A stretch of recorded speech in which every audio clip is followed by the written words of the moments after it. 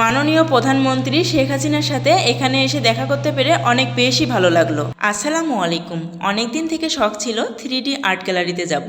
এটি বাংলাদেশের প্রথম 3D আর্ট গ্যালারি। তো যেই ভাবনা সেই কাজ, টিকিট কেটে সোজা চলে আসলাম 3D আর্ট গ্যালারির ভিতরে যেন নোংরা না হয় সেজন্য সবাইকে জুতার উপরে এগুলো পড়তে দেওয়া হয়। যাই হোক, প্রথমে এসেই বঙ্গবন্ধু শেখ মুজিবুর রহমানের সাথে বসে একটু সাক্ষাৎ করলাম। এরপর আমার জামাইও সাক্ষাৎ করলো, আর আমি উঠে যাওয়ার পর আমার দুলাভাই এসেও একটু সাক্ষাৎ করে নিল।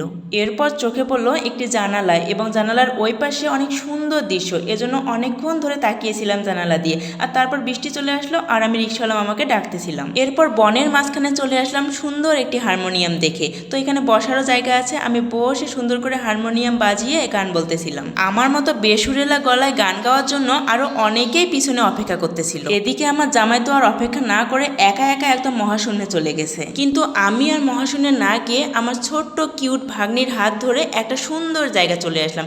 এখানে এসে দেখি মস্ত বড় একটা গাছ, গাছের মধ্যে তো অনেক দুষ্ট মিষ্টি বাচ্চারা খেলা করতেছে, আর পোকামাকড়ও সাইডে আছে। এগুলো দেখে ছোটবেলাকার কথা অনেক মনে পড়ে গেল।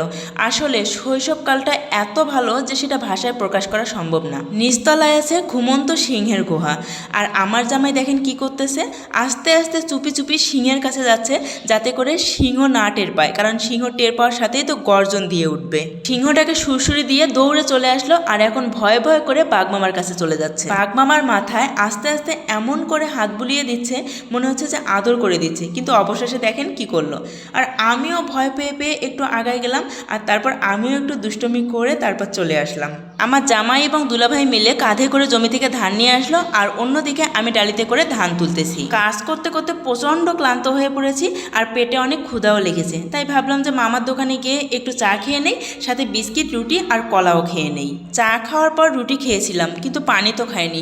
এজন্য এখানে এসে আমরা সবাই একটু একটু করে পানি খেয়ে নিলাম। আপনাদেরকে তো একটা কথা বলাই হয়নি, সেটা হচ্ছে এখানকার প্রবেশ মূল্য 200 টাকা করে, আর এখানে সময় দেয়া থাকে 1 ঘন্টা। এই 1 ঘন্টার মধ্যে আপনি আপনার ইচ্ছা মতো পুরো জায়গায় ঘুরে ছবি তুলতে পারবেন, ভিডিও করতে পারবেন এবং উপভোগ করতে পারবেন। চলুন আমার আর আমার ভাগ্নির সাথে এখন একটু রাজমহল ঘুরে আসুন। কোথায় যেন ভয়াবহ আগুন লেগেছে, আর সেজন্য আমি আর আমার জামাই পানি নিয়ে যাচ্ছি। এরপর চা বাগান থেকে একটু চা পাতা তুলে নিলাম, আর তারপর দেখলাম মিষ্টি একটা মেয়ে অনেকগুলো শাপলা ফুল নিয়ে আসে, আর আমিও গিয়ে তার কাছ থেকে একটা শাপলা ফুল তুলে নিলাম। পানির উপরে পাথর, আর সেই পাথর দিয়ে আস্তে আস্তে ভয় ভয় করে একটু পার হয়ে তারপর চলে আসলাম ফ্যাশন আইকনে। আমি এখানে ফ্যাশন করতে আমার জামাই কয়েকটা মাছ মেরে নিল, আর তারপর আমরা দুজনে মিলে চলে গেলাম তাজমহল দেখতে। তাজমহল দেখা শেষ করে ইচ্ছে মতো শপিং করে নিয়েছি। ছোটবেলায় বন্ধুদের সাথে কে কে এমন গাড়ি গাড়ি খেলেছেন? আমিও খেলেছি, তবে খুব বেশি খেলার সুযোগ হয়নি, যেহেতু ছোটবেলায় খুব একটা সুযোগ হয়নি, আর সেজন্য এখানে আজকে সুযোগটা কাজে লাগিয়ে দিলাম। ও মা, এ তো দেখি পানির উপরে ভেলা, আর আমি তো পার হতেই পারছি না। কেউ আমাকে বাঁচাও প্লিজ। চেষ্টা করে কোনো রকম ওখান থেকে বাঁচিয়ে ফিরে এসেছি।